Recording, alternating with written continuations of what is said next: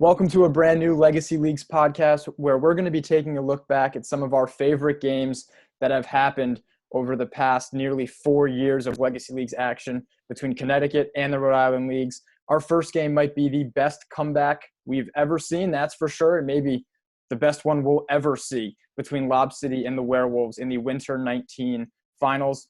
It took an 18-4 run in the final minute of the fourth quarter for the Werewolves to come back. And that's an insane comeback in any game, let alone a championship game, where then the game did go into double overtime and Lob City came out on top. But let's start the podcast. Welcome to the Rewatchables. This is the Legacy League. Tell me what will your legacy be? My name's Joey Zocco. I'm here with Christian Martinelli. Christian, how's it going, man? Hey, I'm doing pretty good with everything considered, Joey. It's great to see you again. It's been a while. I miss you, but I'm happy to be here, man. Yeah, and looking ahead really quick, the summer should be fun. Whenever things do get going, we're going to be back in Rhode Island and Connecticut. But yeah, let's go back to that Winter 19 finals. Feels like a while ago, but it was between Lob City and the Werewolves. We're going to do some different things here on the podcast. We're going to break down that game for you. The full game was on Facebook Live. We'll have a link in the description of this video where you can rewatch that entire game, but we'll break it down for you. And then we do have some awards to give out, like best heat check, best chemistry guy, what age the best, maybe a Tyler Cruz shout out, who knows. So Christian, first with this game, it was the top seeded Lob City who had dominated the league to this point, that's for sure. And the Werewolves, a 6 seed who had to pull some upsets, and we'll get into that to even get to this point. But really quick, when you rewatched the game, what jumped out to you? The thing that really jumped out to me was, yes, obviously the first 3 quarters was totally dominated by Lob City, but we know that's not the story of the game. What jumped out was, to me, it was Brian Heston's just will to not give in whatsoever. That was really what jumped out to me. He pretty much put the entire team on his back in the final, 5-6 minutes of that game and carried that team all the way back in. Yeah. That was really the first thing I saw. Yeah, Brian Heston was awesome in this game. There was a couple players on Lob City who really had to make some plays when it came down to it. Brian Heston was huge, and him and Dave Campbell, we'll get to what they did with that box score and all the scoring that they handled for this team. But, it was Brian Heston's, one of his best performances in the sense of showing everything he can do from, offense, defense, guarding the other team's best player, and making and taking some huge shots, especially in the overtimes. Let's kind of recap the playoffs really quick. So like I mentioned, Lob City undefeated coming in. The Werewolves had a 4-5 season, and this was kind of before, they started to add Brian Yarcy and all those other pieces. But leading up to that, we had our playoffs, and, Lob dominated the Werewolves in the regular season, 73-54 in week 4 of the Winter 19 season. The Werewolves then coming in, as I mentioned, a 6 seed. So that means they take on the 3 seed and a boom shakalaka team that was 6-3, that was doing boom shakalaka things. And the Werewolves were able to edge them out.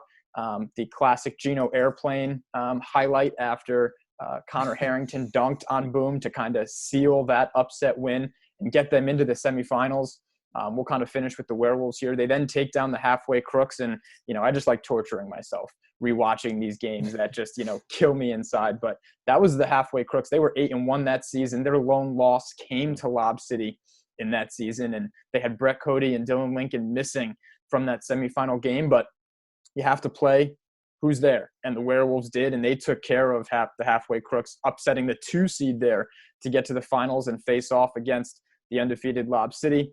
Lob City took down Duyer's boys, who this was their first season. They were 2-7. So, not a real big surprise there. They then took on the Swish Kebabs, and that was a great game. Lob City beat Swish by 3. Swish Kebabs, a 4 seed. They were also 6-3, just like Boom. So it was really those 4 teams the whole year. Lob City, Halfway Crooks, Boom Shakalaka, and the Swish Kebabs, who were really fighting for everything. And when the Swish Kebabs got that 4 seed, it was awesome to load that side of the bracket. Again, it pains me because of how awesome everything set up for the Halfway Crooks. Weren't able to get there, and it happens. But that was an epic showdown in the semifinals. The Swish Kebabs were up by 13 at the half against Lob City in the semifinals. Jeez. Lob City comes all the way back, showing what they can do. And, you got Victor Kashu Jr., Dub doing the air guitar after he hits a 3 in the fourth quarter of that semifinal game, that awesome highlight we have. So that was that game. It took everything for Lob City to get to the finals and keep that undefeated season alive. And now setting up the finals matchup, Dave Campbell, Brian Heston, Gino Forti, against, Lob City team that had, Victor Kashu, Greg Holt, Cody Crawford, Mike Palumbo. And it was really their first time getting that core together. So the game starts off, and we'll kind of go quarter by quarter here really quick. It was Lob City 21-13 after one. We had some interesting matchups where Brian Heston, like we talked about, guarding Victor Kashu Jr., which is a huge assignment to kind of neutralize him, and Dave Campbell on Greg Holt. And so those matchups played large later in the game. Heston had a layup early after an off-the-glass alley by Lob City. So it was kind of starting to go back and forth like, all right, as we expected, Lob City easily was going to be able to match up and kind of handle this team. We had Cody Crawford yelling about Greg Holt. He's back after Greg hit a huge 3 in the first quarter because they played a lot of games without Greg Holt. They would need him later in the fourth quarter, especially in that overtime for sure. Greg quietly went off in this game. Usually when you think of Lob City, you think of Vic, you think of Cody, those guys, because they're studs. But Greg is like that silent assassin. And, like you said, he had a massive game for them. Yeah, 36 points for Greg Holt. Yeah. And, a huge step back 3 that we're going to talk about for sure. That's one of my favorite things to rewatch. And we're going to be putting that on social. But Heston had 41. Dave Campbell had 40. That adds up to 81 of the Werewolves 84. So we're going to get into the final box score when we get to that point. Heston missed some free throws in the first quarter, which is crazy because this was the game he got fouled and had to hit 3 straight with zeros on the clock to force overtime. So just some cool ice in his veins, man. Yeah. And then an 8-0 lob run to close that first quarter. And the refs, something that stood out to me at the end of the first quarter, the refs actually called a foul when Lob was shooting a 3 on a jump shooter in a very similar spot to where they were going to call the foul on Lob City when Heston was shooting the 3. So it's like, I've seen this before. So, I credit the refs in that sense because it wasn't them, trying to take over the game or doing anything out of the ordinary. This shows that, they're calling the game the same way in the first as they were in the fourth, in the final literally 3-4 seconds. I love that because we see so often, like not just in legacy league, any league, the NBA especially, we come down the stretch of a game and the reffing totally changes. You can maul people and they'll never call anything. So I really appreciated that call towards the end of the game. And like you said, it was consistent with earlier in the game. Now, if it was or was not a foul, kind of hard to tell from the camera angle. But you were there. I guess you would have a better sense of that than I Yeah, I think. And that Heston 3, a great inbounds play. We're going to get there for sure. Pressure on, good pass, the whole thing. I don't think he let him land, and we're going to, we'll get that clip up for you guys. Heston was fouled down 3 and made all 3 to force overtime and talk about pressure. But I think I think he got a little too close, and either way, they called it, and life goes on. Second quarter, not much to talk about because it was really dominated by Lob. A 20-9 quarter for Lob City, 41-22 at the half. Really bad basketball, to be honest. Don't rewatch the second quarter. It's really funny. I'm also doing the Winter 19 finals in Connecticut, and it seems like the second quarter is when, whether it's more bench guys get in, and I don't know how to explain it, but don't watch either second quarter so far. A huge run by Lob City, and it was kind of them trying to take over the game and put the Werewolves away. Yeah, they totally kind of – that's when they started their dominance on the game. They kind of let them know we're the far superior team, and we're kind of going to blow you guys out of the building. At that point, it seemed like, all right, this is going to be a joke, a little bit of an exhibition in the second half. Yeah. So coming out of half, the Werewolves down 19, and it was a really low-scoring third quarter. 10-6 was the total scoring by both teams, and the Werewolves actually won this quarter, which was huge. So they end up entering the fourth quarter down 15, a ton of free throws in the third quarter. That helped slow things down. I think it was really big for the Werewolves. I think if this quarter had turned into a track meet, it would not have been good. And there were, points in this quarter where the Werewolves did play faster. And I think they came out of halftime like, look, we're down. We're going to have to play that style and hope that Lob misses shots and that, some things bounce our way, because they couldn't keep playing slow. And even though there wasn't a lot of scoring, that pace did start to pick up, and it surprisingly favored the Werewolves. Lob City actually scored only 1 point in the last 5 or 6 minutes of this quarter, and that also helped. Their offense kind of staggered it a little bit. And Gansert's 1 point came in this quarter when he hit a free throw, which was one of those 3 we talked about not scored by Campbell and Heston. The third quarter, the game started to turn, and you could see the Werewolves starting to figure out what they had to do to come back. Yeah, you could definitely see the gears turning and the Werewolves' heads kind of seeing like, all right, we can play this brand of basketball, we can win with them, and really, not try and get too cute. Let's go to our main 2 guys. Let's push the ball. Let's be aggressive. And, like you were saying earlier, Heston on Vic, was playing great defense. And overall, like, that's kind of when you kind of saw the game change a little bit. Not 100% because, going into the fourth, you still thought this game is sealed. They might make it a little interesting, respectable. But, that's kind of when the game changed and the Werewolves kind of figured something out. Yeah, and like we talked about, it was a 14-point game with a minute left. So up until that point, you're still like, it's right on that borderline of Lob's got it. They may not put them away because it's the finals, but they're still in control of this game and everything's fine. We'll get to that insane run. And it may not have happened exactly how you would expect for a comeback to happen. There wasn't a ton of turnovers. There wasn't a ton of missed free throws. I got all that, which is insane for the final minute to have, 22 points between the both teams. The fourth quarter actually starts at the 40-minute mark of our Facebook Live, so that's a great point to tune in. Trust me, you don't really want to watch anything before that. Vic and Cody started on the bench for this fourth quarter when, again, Lob City had a 15-point lead. And you could hear me in the background as I'm filming the Facebook Live, like, now's the Werewolves' chance to make a run. I mean, there's 10 minutes left. Those 2 are on the bench. This is it. I mean, you may not get a better chance. Lob blew up their lead to 21. And I think that was the largest it got throughout possibly the entire game. Okay. It was 21 with 7:22 to go in the fourth quarter. And so, from now on, we're not allowed to think a game's over ever, especially when you see these numbers. Down 21. Campbell answers with a floater, so he was really doing everything. His shooting was huge. He was able to get to the hoop. Heston was able to get to the hoop. Campbell gets an and one. Lob gets a bench tech with 6:28 to go, and they're still up 18. No, they got teched? No way. They did. Right? Yeah. They would never talk to the refs. Yeah. Campbell hits a corner 3 to make it 55-41 with 5 to go. Lob answers with a 3. And so, again, they're kind of playing back and forth with this 13, 14, 15-point deficit. Heston layup. Heston gets a steal and a layup. They end up fouling Lob City 59-45 now. And so, again, whenever the Werewolves foul, that clock is running. And so it's like, all right, I mean, it's fine. You stop the basket, but now it's like a minute off the game where they're just shooting free throws. Breakaway dunk by Victor Kashu Jr. makes it 61-49, Lob City.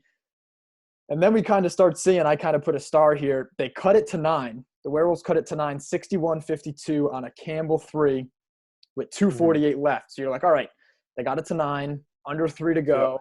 Like now they can maybe some things go their way and they make it work. Currently, who's in the game at this point? Joey Coro, who we forgot to mention so far, which he's the long, lanky guy. Really affecting some shots at the basket for sure by Heston and Campbell throughout the entire game. Victor Kashu Jr., Justin Tabis, and Cody Crawford. So, again, Greg Holt not in the game with 2:48 to go in the fourth quarter. He didn't play in the last 2:48 of the fourth quarter. He doesn't come until overtime. We'll get there. That's one of our questions where it's like, how did this happen? Who No, I don't know. For the Werewolves, it was Brad, Dave Campbell, Jared Gansert, and Brian Heston. So, we'll get to Gino 40 in a second. He actually missed the semifinal game was away on vacation, comes back in the finals and is not himself. And so they ended up not even really playing him too much down this game. From what I remember him telling me is he was like suffering with the flu or something in this game. I'm not 100% sure exactly, but I remember him mentioning at one point to me and being like, yeah, dude, I had a awful game. Like, it was just, I was way under the weather, and you know, the box score shows that, obviously. Yeah. A game that was awesome for his team. Yeah. I'm sure one that he wishes he could have some shots back, because he had a ton of opportunities in that game too. He did. They were point blank. Yeah. They get it back to 12. Cody Crawford hits a 3 off a screen with 2:28 left.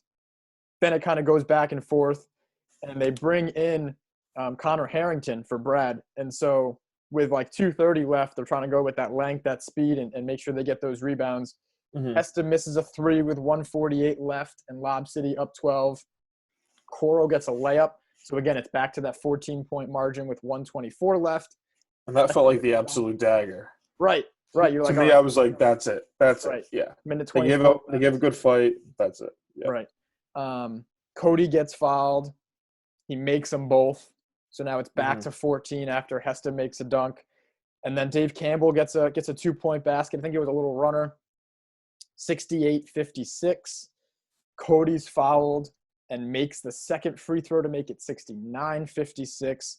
And so there's that 13-point. This is kind of where that run starts, that 18-4 run. Yeah.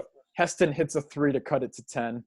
Heston gets a steal in the backcourt, airballs a 3. So you're like, all right, well, that was a huge chance down 10. Yeah. They airballed, and now they have to foul. Joey Coro makes the first, misses the second, pushes it back to an 11-point game. You're like, that was huge. Huge missed opportunity on that steal. Campbell gets a fast break dunk. Gansert gets a near steal when they're pressing. So now you're like, all right, they're still trying to, scrabble and make this happen. They foul Justin Tabas, who misses both free throws. I think that's the only time that anybody missed both free throws in this final minute. Yeah, everyone was kind of hitting. Yeah. The only thing Lob was doing wrong in this entire thing was they were kind of being a little crazy with their inbounds passes, for one, and two, they were kind of pushing the ball. They weren't really taking their time. So those were their two issues right there, in my opinion. Like you said, Ganser almost had the steal. Heston did have the steal. Luckily, those didn't hurt him too bad, but honestly, it was just kind of pushing the ball way too fast, trying to make these layups when it wasn't necessary. Yeah, they had controlled the clock. It's almost like the Falcons, right? If you knee it 3 times, you're almost better off than trying to do anything. Exactly. Lob only had 3 turnovers in the final minute 8, only 3, and 2 of them came in the final 8 seconds, which we're gonna get there. Right. So this whole comeback really happened on, splitting free throws and hitting threes. So it's 70-61. Lob City's up 9. Tabas misses both free throws like we talked about. So lead is 9. And Campbell, they come down and bang a corner 3. So now it's 6. And now we're inside of 30 seconds. And they foul Cody Crawford. They have to foul right away. 14 seconds left. He makes them both. So it's an 8-point game with 14 seconds left. Werewolves scramble. Campbell gets a layup. They kind of let him go in and take the 2 instead of the 3. They're going to trade 2 for 2 and kind of run out the clock. 8.5 seconds left. Lob has to inbound the ball.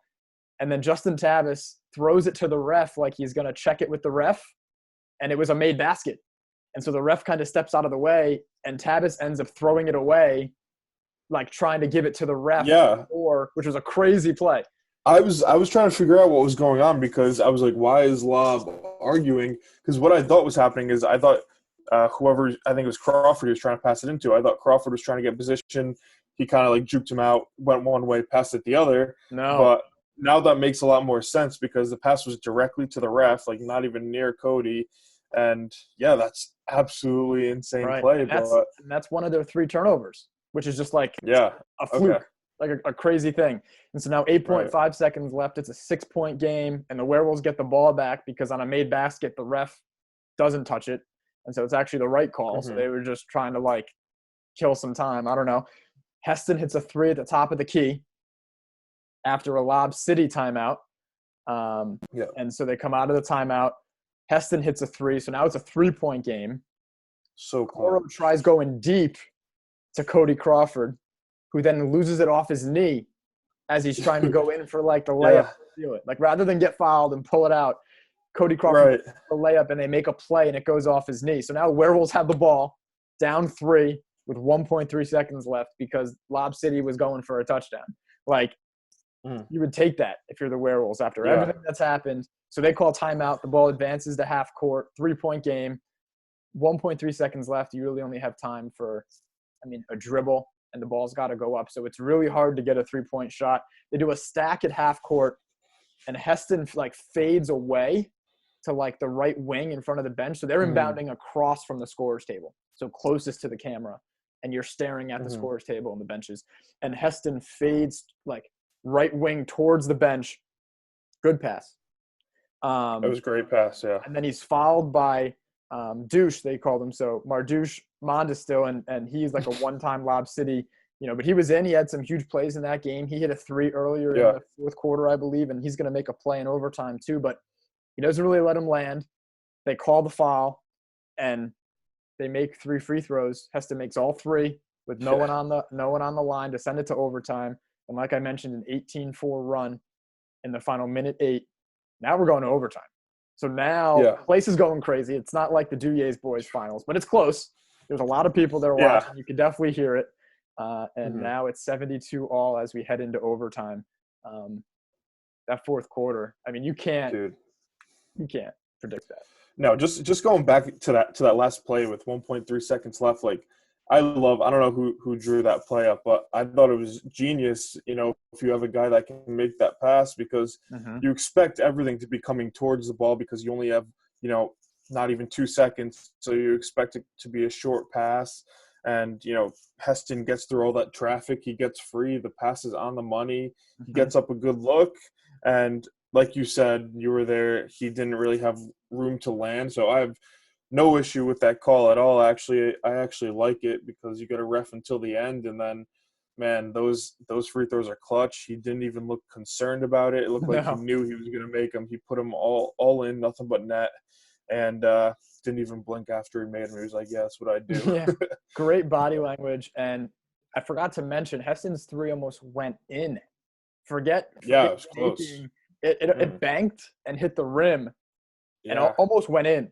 And he got fouled. That would have been a whole different level of stuff going on if they completed this comeback in regulation. So now we get to overtime. This is when Greg Holt checks in, and we're going to hear a lot from him in this overtime because the Werewolves had him. The Werewolves had him dead. They were 1 or 2 plays away. Yeah. So it's Greg Holt, Cody Crawford, Victor Kashu Jr., and Joey Coro, and that's who they actually end up finishing the whole game with, which is definitely their best lineup from this game. Definitely. No doubt. That's who should have been in this fourth quarter as well. Jared Ganser, Brian Heston, Dave Campbell, and Connor Harrington are the 4 for the Werewolves.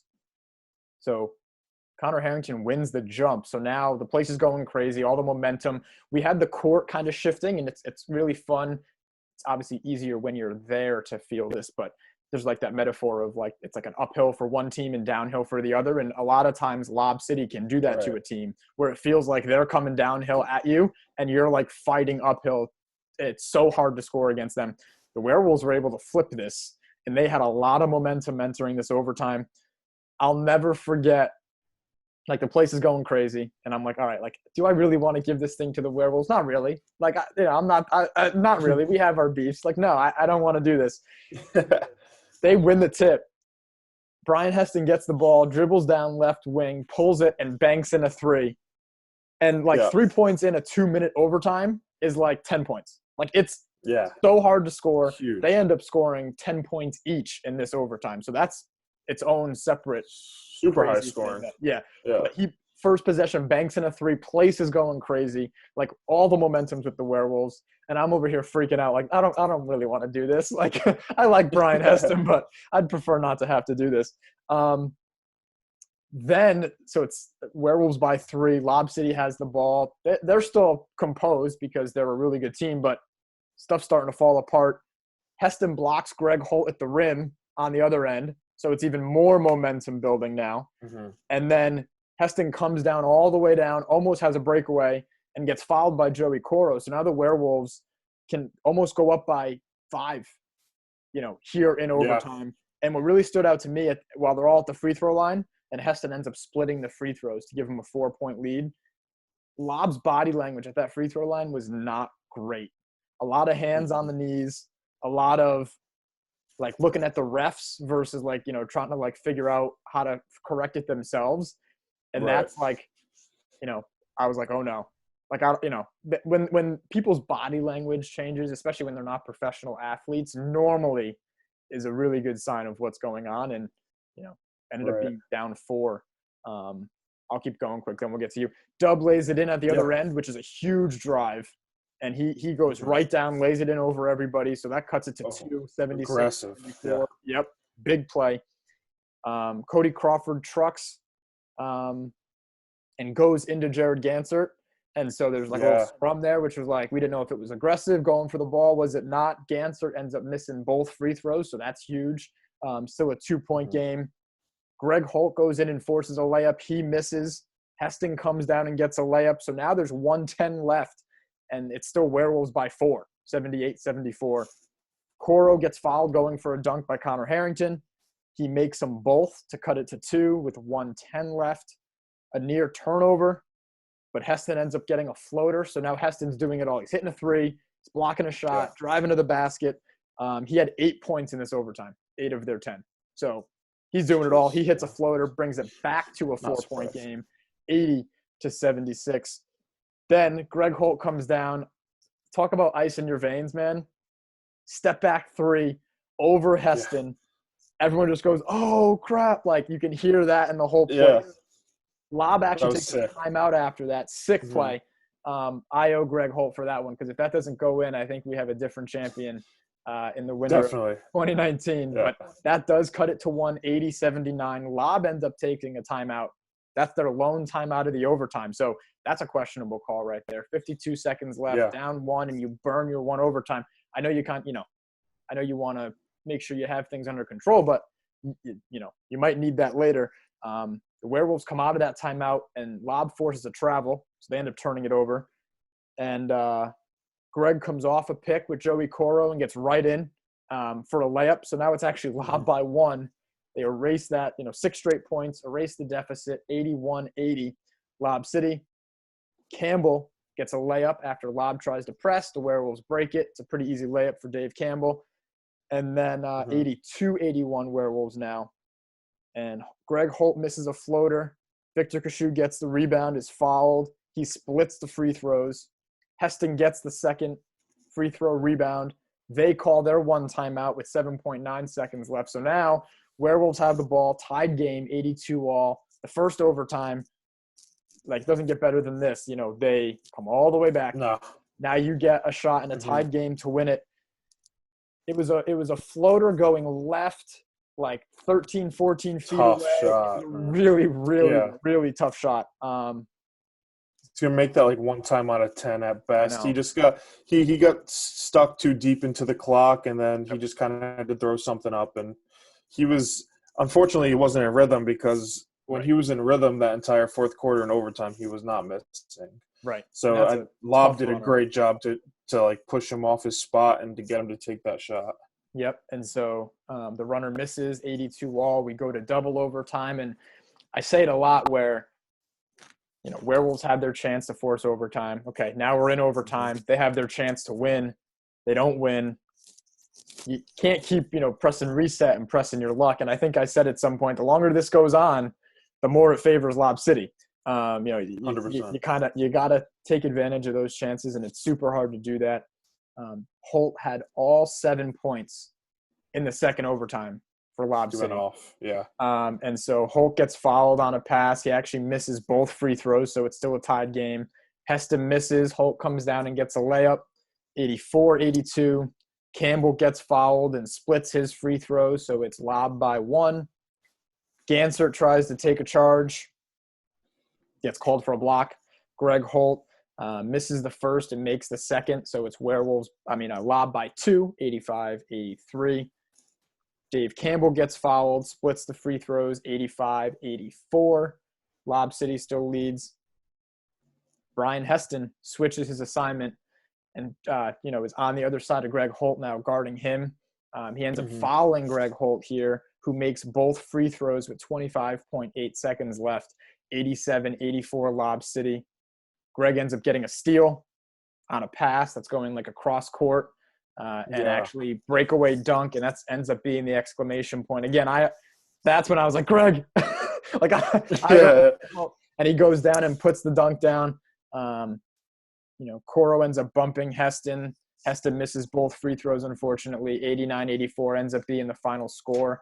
And, double overtime. Lob City escapes, in large part to the finals MVP, Greg Holt. Crazy overtime, but the only couple things I forgot, Lob in that fourth quarter, during that massive comeback, they made 7 of 12 free throws during that stretch, the final minute 8. So, can't do much better than that except making them all. Heston and Campbell each had 9 points in that final minute 8. They split it even, the 18 points. They each had 9. And so the two-headed monster all game. Kind of looking at this box score really quick because, again, crazy finals. Greg Holt named finals MVP. 84 points for the Werewolves. Brian Heston had 41, 16 rebounds, 4 blocks, 3 steals. Like, he stuffed it. It's a joke. Dave Campbell had 40, made 6 3-pointers, and had 5 rebounds himself. And then Robert Corsi had 2 points on a dunk. And Jared Gansert had the 1 free throw in the third quarter, and that's it for their 84 points. Greg Holt had 36. Cody Crawford added 20, and he was shooting it, really well. 5 3-pointers for Cody. And Victor Kashu Jr., 0 for 5 from 3, which is crazy. He took 5 threes, but 11 points, 8 rebounds, and 2 blocks for him. And Josh Smith, 8 points, 9 rebounds. I think this was your first time watching the game, right?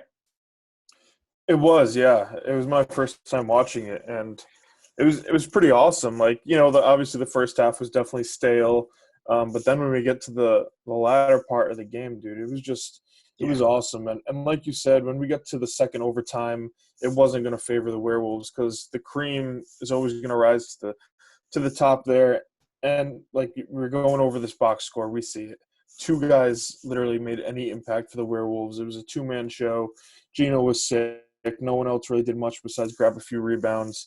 And obviously on the Lob side, we had Crawford going off, Holt going off, Vic, of course, always making an impact. And then all the way down the list, they had guys scoring 6 points, 2 points here and there. But that was really the difference. There was no help off the bench. You can't expect these 2 players to keep up this ridiculous pace for the entire game. It just can't happen.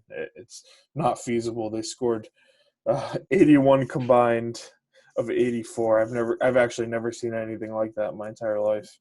Yeah, and I actually lied earlier. Mikey Palumbo not even in this game. He joined the team the next season. It was Coro playing one of his last games in Legacy Leagues with Lob City. We're gonna get into some of these different categories we have.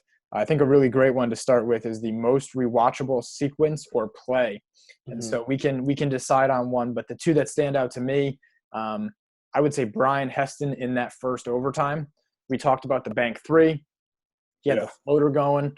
He's blocking a shot at the other end and coming down and going in hard on Joey Coro after 40 minutes of basketball and, not trying to lay it in soft. Really, Brian put on a show. So I think his performance, obviously that last minute of the fourth quarter and especially overtime was like Brian Heston's who is Brian Heston? You're going to show that overtime. Defense, offense, 3. Yeah. And also that Greg Holt step back. It's one of those plays. I had like the angle from obviously the cameras, I was doing the camera. So you have the same angle I did, but step back 3 over Brian Heston, down 4. Nothing's going your way. It's a huge, huge shot. Those are the 2 that I think are most rewatchable for me. Yeah, those are both pretty sick. I lean towards, like you just said, Heston, the final 10 seconds of the game. I feel like that's the most rewatchable for me because he hits that super hard 3 at the top of the key to bring it to a 3-point game. Then Cody Crawford could have been gone all by himself for a wide open layup on that deep pass. Heston's there to bother him. Yep. And I mean, I don't think Cody's going to drop that by himself. I think he felt the pressure, loses the ball off his knee. And then next thing we know, that beautiful imbalance play gets to Heston. He chucks it up, almost makes it, and then obviously gets fouled, buries the 3 free throws. That's the type of sequence that I could watch over and over, because it's like there's only one way that this team can actually come back and make this game tied, really. There's something freaky is going to happen, and well, that's what happened, and it was led by Heston on both ends of the court. Yeah. Heston, he's the one starting that freaky stuff, exactly like you're talking about. Yeah, he has his hand in all of that. What's aged the best? And so I think we talked about it before we came on, but Tyler Cruz on Snapchat, I think, his facial hair on point. I think that aged really well. Shout out Tyler Cruz. Also, what this meant for the league. I mean, it was a great season, like I talked about, 4 teams that really all had a chance to win it all. Even though Lob was undefeated, there was a lot of close games in that regular season. The Swish Kebabs were a really, really hard matchup for a lot of teams. And then to have a 6 seed in the finals come this close to winning, like I talked about, Lob City, whether they were Green Squad or the Alliance, that core that Lob City had won every title. Yeah. They had won every title pretty easily, except for one finals that did go into overtime. Possibly, I think it was just one overtime against Boom Shakalaka, where they did have a chance to tie it and force another overtime. So that was the only other close finals we had in Rhode Island up until this point, and this was beyond close. Werewolves had a 4-point lead with a minute to go in that first overtime. It meant a lot for the league. I think we saw this past season, Duyer's boys a 9 seed, and they weren't really a 9 seed, even though that was their seed. I mean, they, had some close games that didn't go their way. Realistically, they were more like the 4th or 5th best team in the league throughout the whole season. But 9 seed nonetheless, upset the top seed, go all the way, win the title. Kind of have to look to the Werewolves, who kind of started that, and that meant a lot for a league that had been dominated by one team up until this point. Yeah, I think that's a really good point. For me, what aged the best is, well, I think the cool thing is most of these players are still in the league, which is pretty cool, and they're still some of the best teams in the league. But for me, it's kind of just seeing how the crowd there was decent, but then we go to the finals this year and we see how crazy that game was. And I think this might have been like the launching point for that. Like, wow, this league is pretty sick. Like, everyone that plays in it actually like cares a lot. And then we see this entire, the whole season was pretty awesome, obviously. But then we got to the playoffs and especially the finals, and the crowds were just absolutely crazy. It was like better than a lot of high school games I've been to. So I think maybe that played a part in it for sure. Yeah, this did set up an awesome summer 19 season, which you were a part of. Seeing it start to finish, and it was a really good way to kind of lead into that summer 19. As far as what's aged the worst, I think Lob City. I think some of their antics, they know. I mean, start of the fourth quarter, yelling airball when Gino Forti, hits, doesn't hit anything on like the first shot of the fourth quarter. It almost came back to bite them. They're obviously a really good team, and they'll be back for the summer as well. They lost to Good U in the semifinals the next season. So, they know they have some work to do. What aged the worst for you? I think that's a really good point, because the refs always have like a target on Lob City's back. It's not like a hoax or nothing. Like, it's openly talked about. So their antics are definitely not loved by everyone in the league. But I would say what's aged the worst is still the Werewolves bench, because I was going to say that's awesome. Yeah, their depth just hasn't been there. Like, no matter how good Heston is, or Campbell, unfortunately he was hurt in the summer, but he's obviously a great player, or Gino, like, no matter what, they still don't have that depth or those extra guys off the bench, which have aged poorly until this point. But now with the introduction of Jose Mercado, now we're looking at a different story. Right.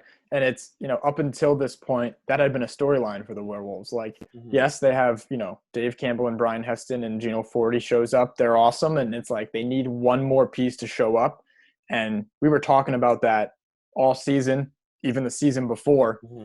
And it stinks for them that they couldn't fix it. And, it is what it is when you're playing with your friends and, you're trying to make it work. But for it to highlight itself in a game like this, when this, like, with how everything went down, if one other person hits a shot, who knows?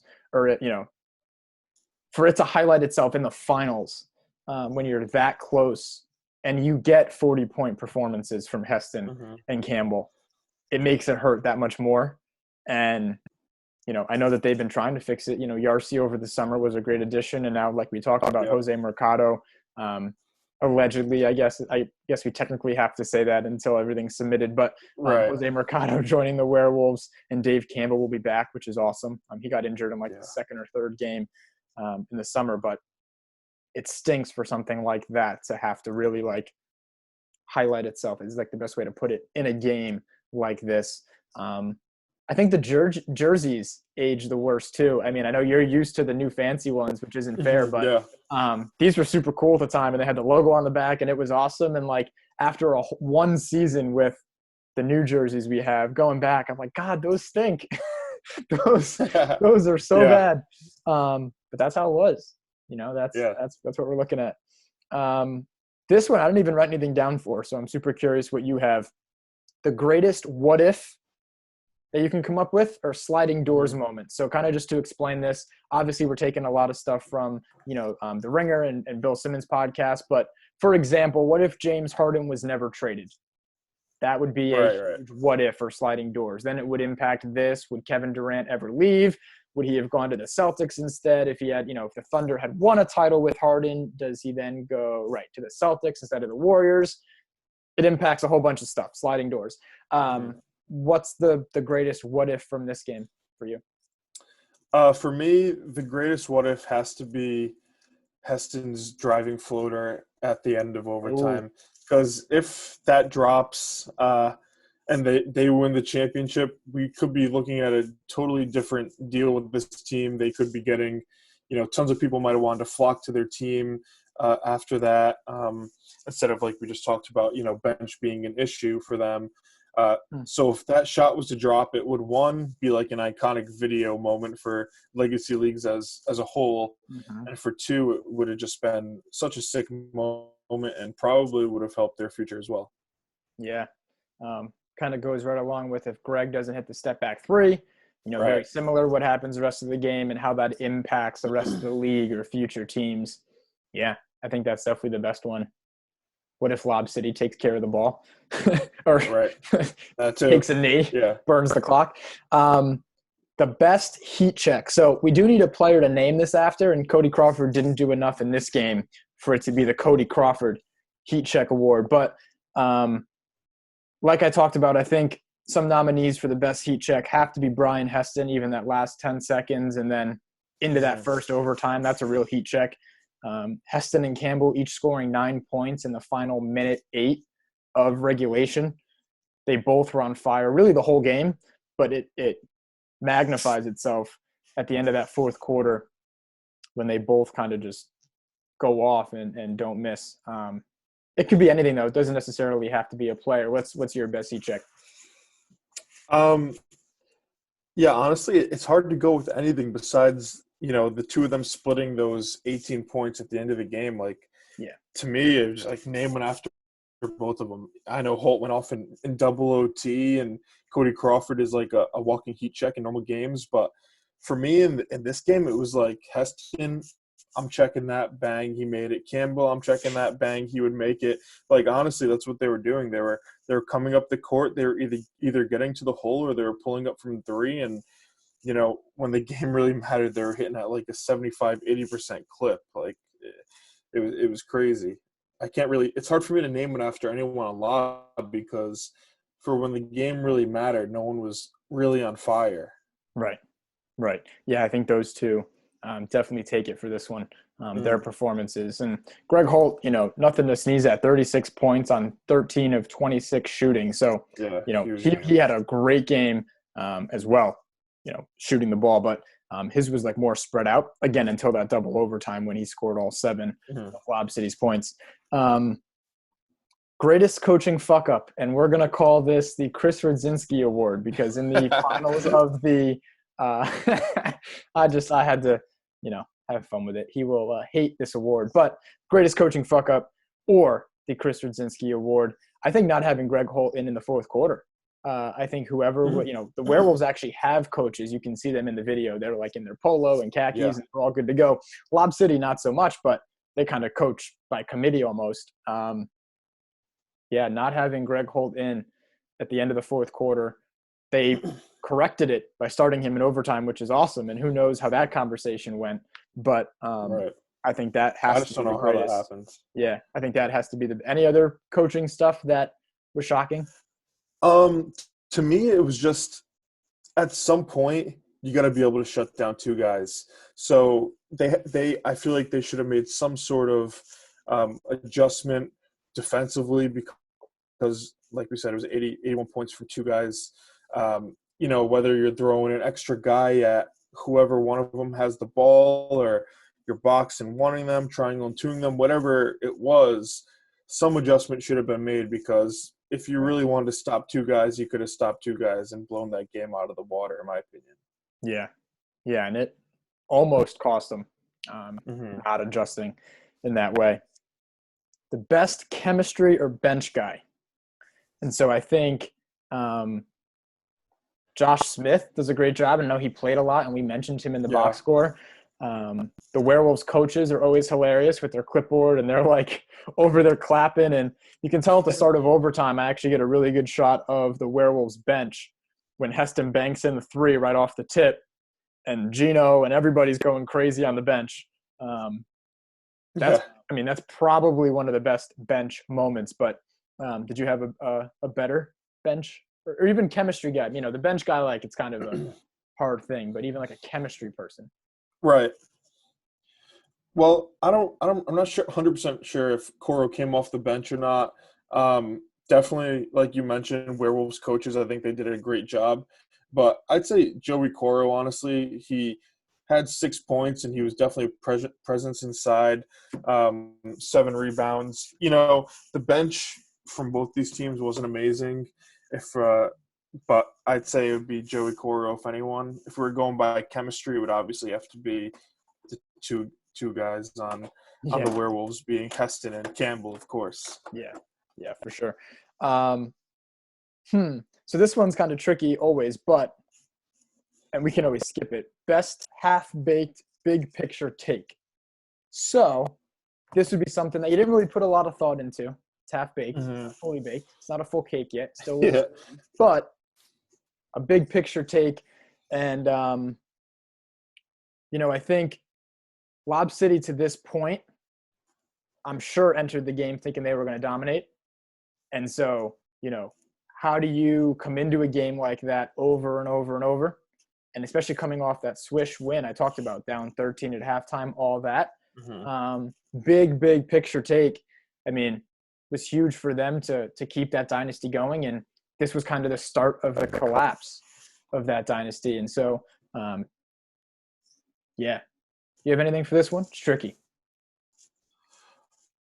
It is tricky, but I think, like I said, obviously I didn't put much thought into it, but the take I would get out of this is that I think it puts Heston down as like the premier player in the Rhode Island League that we've had so far. Just like legacy-wise, because like this game, no matter what, he put the team on his back. He led them back. And, he continues to do it year in and year out on the defensive end, offensive end. He just he puts his team on his back. And I think pretty much, that's what I got to go with because, like you said, it definitely is the start of the downfall for Lob. Not that they're a bad team now, but we obviously saw a little regression in the summer season from the winter. Yeah, that's a great, big picture take. I think kind of looking at everything as a whole, this cemented Heston's place in that big picture outlook of the league, and like 3-time defensive player of the year, ton of awards for Brian Heston, but doing it on a big stage like this and making the plays he did was massive. This one should be an easy one and a fun one too. Apex Mountain. So who in this game or involved with this game, was this the best point of their career? And whether we want to do it, we can just throw stuff out and have fun too. Like, this might be the best Cruz will ever look. Who knows with that facial hair? But this might be his Apex Mountain. But people are still playing, so obviously it's difficult. And Brian Heston can come back and win a title this year, and then that's obviously his apex. But to this point today, on April 13th, 2020, I think it's Greg Holt's Apex Mountain in the Legacy Leagues. I think his performance in this game and answering the way he did, I think that's one of those. I would have said right after this season, the Winter 19 season, that this was the Apex Mountain for low seeds in the finals. I mean, I would have thought this was the best a 6 seed or lower could ever do in the finals in the Legacy Leagues, especially with all the talent we have. And I was proven wrong the next season as a 9 seed, went all the way and ran it. But what kind of stuff do you have? Sorry, I lost you for a second. It's okay. For me, I would probably go with Dave Campbell, and it's not because I know what he's capable of. I've seen it, but now coming off the knee injury, I think he's done with college ball now. So it kind of begs the question: is he ever going to be as good anymore? I hope he is, and I know he's capable of being a really great player, but it comes down to a big knee injury and a year off and no longer being a full-time basketball player. It could definitely be difficult to get back to, a 40-point type of championship game. But I really hope he does, because when him and Heston are going off, it's fun to watch. Yeah, for sure. I think you could argue this was the Apex Mountain for the refs. I think this was a really, really – I don't know if it'll ever get better. That's a shout-out to Chip and Benny for sure. Mm-hmm. And probably for Legacy League's comebacks, I think this is the Apex Mountain, almost undoubtedly an 18-4 run in the final minute. We're going to say it probably 3 more times on this podcast, but that is insane to be standing there with a minute left and to still somehow force overtime. And, we already went over all that, but that is crazy. Hottest retroactive take you wish you had in the moment. So you weren't even following the league at that point, but I'm sure you could think back. My hottest retroactive take was that the Werewolves even had a chance. I came into that game just like I've seen it so many times before with Lob City. Let's go through the motions. Let's break down the game. But, ultimately, Lob City is a better team, consistently a better team, and they should be able to stop 2 guys, from doing the type of damage they ended up doing, and should be able to kind of cruise and pick up that defense and really just shut down the Werewolves. And that's it. It was a cool season, good stuff. But boy, was I wrong. And I think that's, never again in Legacy Leagues. I mean, that's kind of what this started. Never again will anyone go into a game thinking that they can't, win. A lot of times there are lopsided matchups, but, this wasn't the most lopsided we've ever seen. And especially in a playoffs where it's one and done. Now, especially, you never know. Somebody gets hot and things can happen. Like the Basket Hounds. Oh, my God. But, like you said, I wasn't a part of the league at that point, but I had friends on Duyer's Boys, so I was kind of like following it. I was following the league account. And at that point, honestly, my biggest take about the league in general, because I can't really say what my take was on the game, was that this league seems pretty cool. I don't really know what the deal is, but I'd like to try and be a part of it, because for everything I heard, it's an awesome league and stuff like that. So I can't really give my insight to the game whatsoever, but definitely give my insight from the outside. I was thinking this league seems pretty cool. I'd like to be a part of it. And, a few months later I was. Yeah. Yeah. Awesome. best unintentional comedy. So stuff that made you laugh that isn't supposed to make you laugh or wasn't funny in the moment, but now that we look back, it was funny. The perfect one for me, because I'm obviously trying to make sure overtime goes well while also filming live on Facebook. So that's fun. I'm walking by like Lob City, like the start of overtime. They're pissed that they're even in overtime. Like they're shocked and mad, and Cody Crawford's in prime Cody Crawford mood. And I'm just like, hey, like every foul is 2 shots, 1 timeout a team, like just so there's no confusion, because you'll get mad at me if I somehow, don't tell you and whatever. And you can hear it on the camera at the start of overtime. I'm walking through like half court, and he's like, I don't want to hear shit, bro. I'm like, all right, I'm out, whatever. Just trying to give you the, the rundown. A lot of ball don't lie. A lot of ball don't lie being yelled during free throws. Which was really, really funny because people would like get fouled and they'd be pissed and they'd miss the first one and just ball don't lie. Whether it was Joey Coro or like Josh, like a ton of ball don't lie. I was loving it. And then at the start of double overtime, I think it was Cruz and I. So this is after Heston misses the lefty floater, going to double overtime. Okay. And I think I just said out loud because Cruz was next to me. I was like, like just like I said, the longer this goes, the more it favors Lob City. Mm-hmm. And he's like, why? Why do you say that? And I'm like, Lob's just better. And that was where the conversation ended. And the fact that I said that is really funny. But, I mean, it's true. They're just a better team. And so the longer a game like that goes, you only have so many chances. And the longer it goes, the more it favors the more talented team. But what stuff made you laugh? It's actually funny that you brought up the timeout thing because I chuckled after Lob called their timeout and you were like, I told you only have one. Mm-hmm. And that definitely made me chuckle because they're just like, I don't know, they get so heated on the court. But this pertains to Lob actually getting heated on the court is the funniest thing for me is just after any call that could be close is just watching their reaction. It's just it's hilarious. It's like, you watch 3 guys go after the ref, like, are you crazy? What? On any call that could go either way. And that always just kind of cracks me up, even watching their games in the summer. That's just how they are. We've talked about it, but they're definitely not the quietest team out there, and they're not afraid to give their opinion. And it's definitely comedy at some points for sure. And when they started feeling the pressure in this game, they definitely started letting it loose for sure. And I think the refs actually did a great job, and they kept a great handle over the entire game. Yeah, one thing I just thought of when Justin Tavis threw the ball to the ref on accident, and like 8 seconds left. Chip is closest to me because the inbounds was happening at the other corner, and they're like arguing, just like you're talking about, which, I mean, I get it.